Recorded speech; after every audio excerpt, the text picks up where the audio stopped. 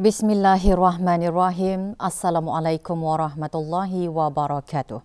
Ke bawah Duli Yang Maha Mulia Paduka Seri Baginda Sultan Haji Hassan Al-Bolkiah Muizzaddin Wad Daulah Ibni Almarhum Sultan Haji Omar Ali Saifuddin Saadul Khariwaddin Sultan dan Yang di-Pertuan Negara Brunei Darussalam telah berkenan menghantar titah-titah perutusan tahniah kepada ke bawah Duli Yang Maha Mulia Paduka Seri Baginda King Charles III, King of the United Kingdom of Great Britain and Northern Ireland.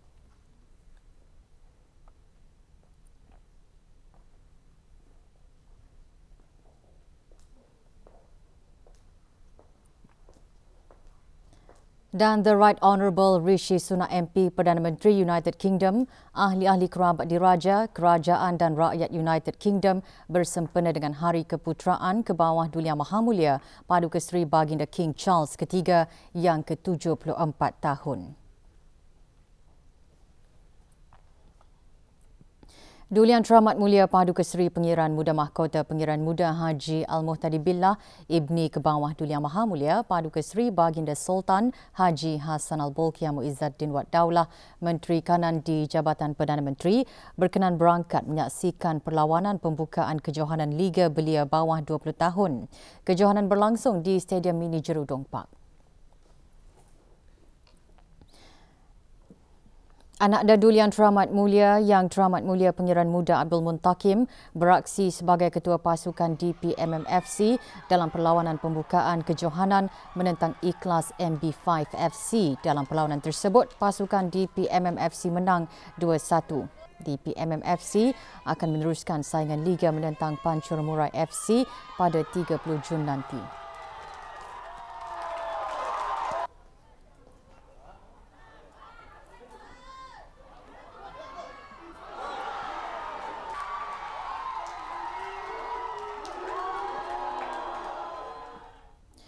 Beberapa majlis pengislaman berlangsung kemarin. Seorang anggota pasukan simpanan Gurkha PSG, Kementerian Pertahanan dan Khidmat Perubatan dan Kesihatan melafazkan 2 kalimah syahadah dan ikrar pengislaman. Majlis berlangsung di Surau Perkhemahan Sungai Akar. Illallah wa ashhadu anna Muhammadar Rasulullah. Hadir Yang Berhormat Pehindatul Laila Raja Major Jeneral Bersara Datuk Paduka Seri Haji Awang Halbi bin Haji Muhammad Yusof, Menteri di Jabatan Perdana Menteri dan Menteri Pertahanan kedua. Osman bin Yancha berbangsa dusun kini dikenali sebagai Muhammad Osman bin Abdullah Yancha. Juga hadir Major Jeneral Datuk Paduka Seri Haji Muhammad Hazaimi bin Bol Hassan, Pemerintah Angkatan Bersenjata di Raja Brunei ABDB.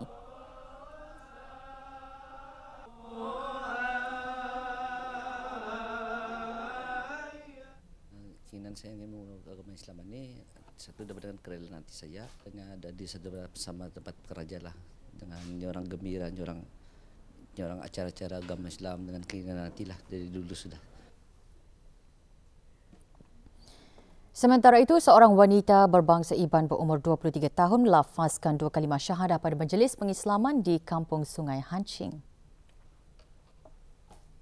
Hadir Pengiran Datuk Seri Paduka Haji Muhammad Tashim bin Pengiran Haji Hassan, Timbalan Menteri Hal Ehwal Agama, Liwani anak Linggat dikenali sebagai Nur Liwani Dania binti Abdullah Linggat.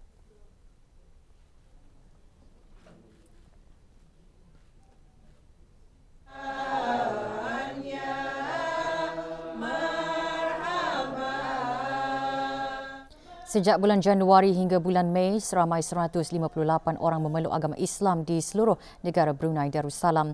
Dari jumlah tersebut, seramai 32 orang adalah dari bangsa Iban.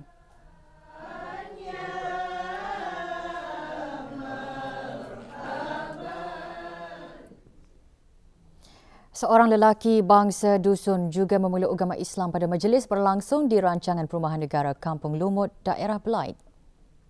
Awang Nur Hafzlan bin Musa, 27 tahun, memilih nama Islamnya sebagai Muhammad Ryan Zafran bin Musa. Hadir Yang Berhormat Awang Haji Muhammad Saleh bin Haji Osman, Ahli Majlis Mesyuarat Negara. Sejak awal tahun ini, seramai 29 orang telah memeluk agama Islam di daerah Belait.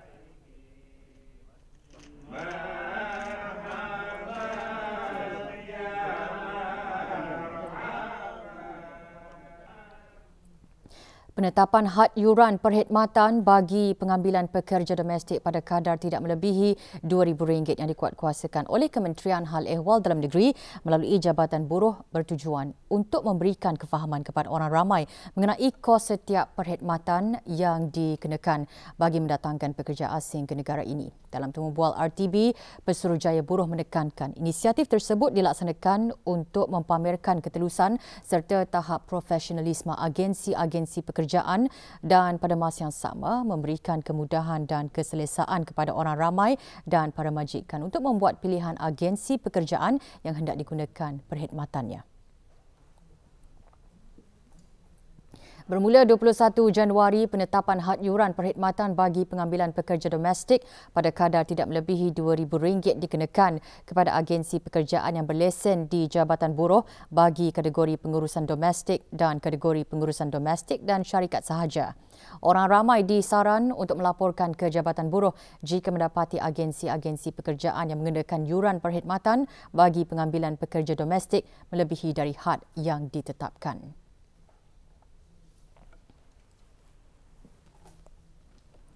Untuk mengenal pasti premis pejabat agensi berkenaan mempamerkan lesen agensi pekerjaan yang sah tempohnya. Petani juga boleh memastikan pegawai yang dilantik oleh agensi pekerjaan sebagai ejen hendaklah mempunyai kad wakil yang sah tempohnya dan majikan bolehlah meminta ataupun mendapatkan pengesahan dengan meminta ejen ini untuk mempamerkan kad wakil tersebut. Orang ramai yang ingin mendapatkan maklumat mengenai senarai agensi-agensi pekerjaan yang berlesen di Jabatan Buruh bolehlah melayari laman sesawang Jabatan Buruh www.labor.gov.pn.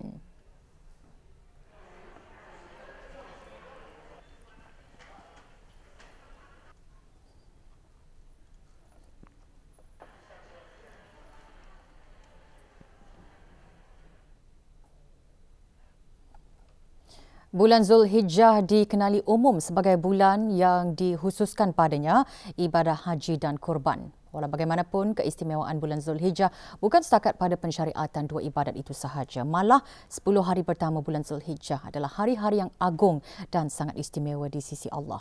Perkara tersebut antara kandungan khutbah Jumaat bertajuk menghidupkan 10 hari pertama di bulan Zulhijjah.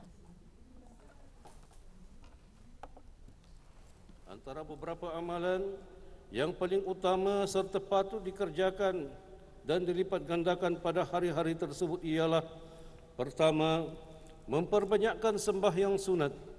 Sembahyang sunat mempunyai keistimewaan yang tersendiri di mana antaranya ia akan menjadi penambal terhadap kekurangan-kekurangan yang berlaku yang terdapat pada sembahyang fardu yang kita kerjakan. Memandangkan 10 hari pertama bulan Zulhijjah merupakan hari-hari yang mana amal ibadat padanya paling disukai Allah, maka amalan sembahyang sunat eloklah diperbanyakkan. Kedua, puasa sunat. Adapun puasa sunat yang sangat dianjurkan itu ialah puasa sunat Arafah, yaitu pada 9 Zulhijjah. Hukum puasa sunat Arafah adalah sunat muakkadah, sunat yang sangat dituntut bagi orang yang tidak mengerjakan haji. Sebaliknya, orang yang mengerjakan haji disunatkan untuk tidak berpuasa walaupun dia berupaya untuk melaksanakan puasa tersebut. Begitu juga tidak disunatkan bagi orang yang musafir serta orang sakit untuk berpuasa pada Arafah jika dengan berpuasa itu akan mendatangkan kepayahan pada mereka. Ibadah korban memperingati kisah Nabi Ibrahim alaihissalam dengan puteranya Nabi Ismail alaihissalam, iaitu ketabahan seorang ayah yang sedia menurut perintah Allah Subhanahu Wa Taala.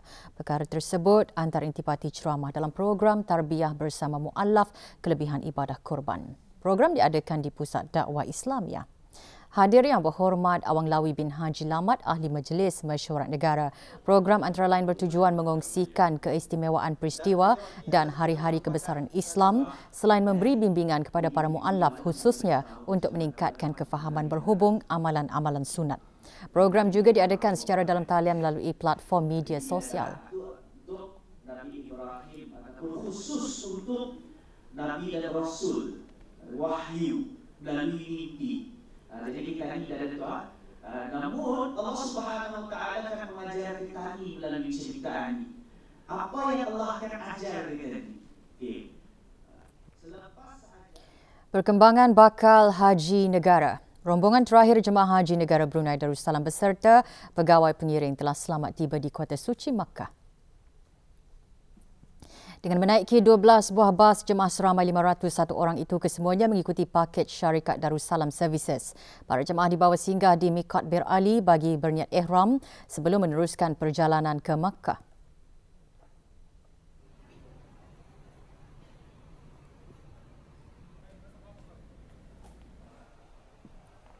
Manakala ketibaan jemaah di Hotel Elaf Masyair dialu-alukan oleh Ketua Pejabat Urusan Jemaah Haji Pentadbiran di Arab Saudi, Haji Abdullah bin Haji Muhammad. Sekumpulan lagi jemaah menginap di Hotel Rehab At-Taqwa Makkah. Sejurus tiba di Makkah, jemaah seterusnya akan dibawa ke Masjidil Haram bagi melaksanakan tawaf sa'i dan tahallul.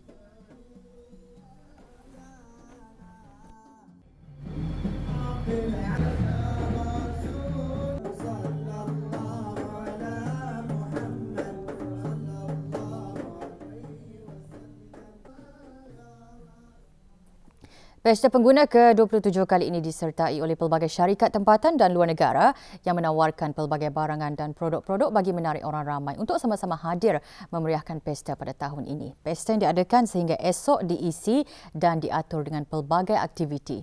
Kru RTB membuat tinjauan semasa pesta diadakan. Antara yang mengikuti pesta kali ini ialah Kolej Perdagangan Laksmana LCB. LCB yang ditubuhkan pada tahun 2003 mengetengahkan kursus-kursus dalam diploma, diploma tertinggi kebangsaan dan ijazah sarjana muda.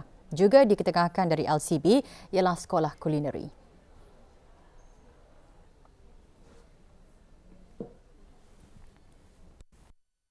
Pembukaannya bulan 9.